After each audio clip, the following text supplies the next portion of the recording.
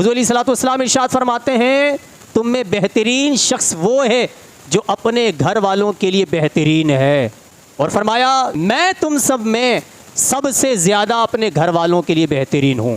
رویہ اختیار کرنے کے معاملے میں، زندگی گزارنے کے معاملے میں، نجی زندگی کے معاملات میں، تو کم از کم اس کا کچھ حصہ تو ہمیں ملنا چاہیے نا۔ یہ اس صورت میں ملے گا جب ہم سیکھیں گے، سمجھیں گے اور اپنے اندر تھوڑا سا تحمل اور برداشت پیدا کریں گے۔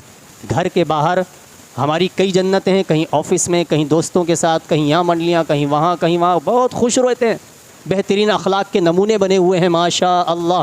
ہاتھ چومنے والے آگے پیچھے مل جائیں گے، عقیدت کے ساتھ ہاتھ باندھنے والے مل جائیں گے، بہترین آپ کی عمل کی گواہی دی جا رہی ہے، آپ سے محبت کی جا رہی ہے۔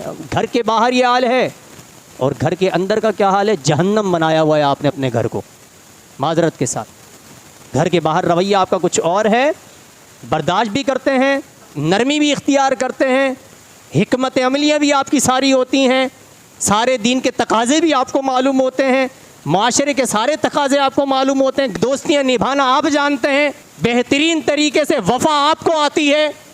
لیکن جب گھر کے اندر داخل ہوتے ہیں یہی باوفا شخص، یہی بہترین نمونہ گھر میں آ کے نمونہ بن جاتا ہے۔